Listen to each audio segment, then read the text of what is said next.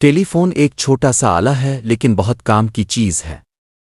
اس کی مدد سے ہم دور دور کے لوگوں سے بات کر سکتے ہیں۔ تقریباً 100 سال پہلے انگلستان کے سائنس دان گراہم بیل نے ٹیلی فون ایجاد کیا۔ اس سے پہلے ایک دلچسپ واقعہ پیش آیا۔ ایک لڑکا اپنے مکان کی پہلی منزل کی کھڑکی میں کھڑا تھا۔ اس نے ایک ڈبہ منہ سے لگایا ہوا تھا۔ ڈبے سے ایک لمبا دھاگا نیچے لٹک رہا تھا۔ نیچے کھڑا دوسرا لڑکا دھاگے سے جڑے ڈبے کو کان پر لگائے بات سن رہا تھا۔ یہ کھیل دیکھ کر گراہم بیل کے ذہن میں ایک نئی سوچ پیدا ہوئی۔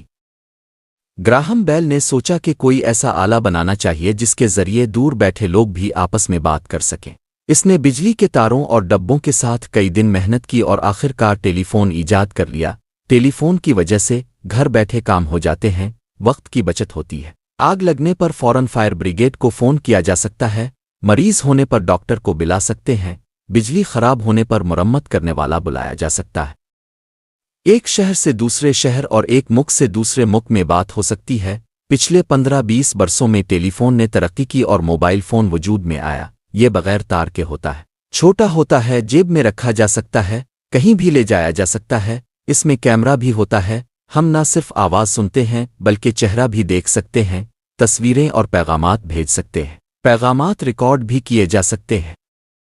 اب مریض اپنی رپورٹ موبائل سے ڈاکٹر کو بھیج سکتا ہے، ڈاکٹر رپورٹ دیکھ کر بیماری سمجھ لیتا ہے اور علاج بتا دیتا ہے۔ اس طرح مریض اور ڈاکٹر دونوں کا وقت بچتا ہے۔ موبائل فون کے اتنے فائدوں کی وجہ سے اس کا استعمال عام ہو گیا ہے۔ لوگ سڑکوں، بسوں اور ٹرینوں میں موبائل پر بات کرتے ہیں۔ بہت سے لوگ ہر وقت موبائل اپنے ساتھ رکھتے ہیں۔